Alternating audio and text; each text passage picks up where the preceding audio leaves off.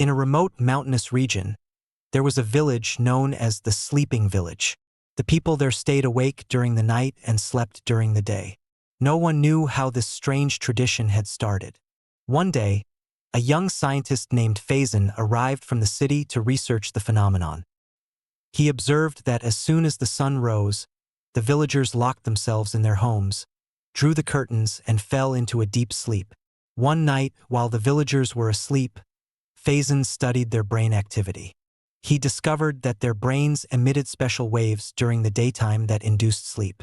He later realized that a rare plant growing in the mountains released a scent that affected their systems, and this scent was only active during the day.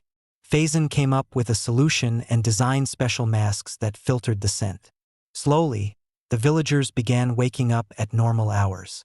Thus, the sleeping village became the awakened village, and Faison was hailed as a hero.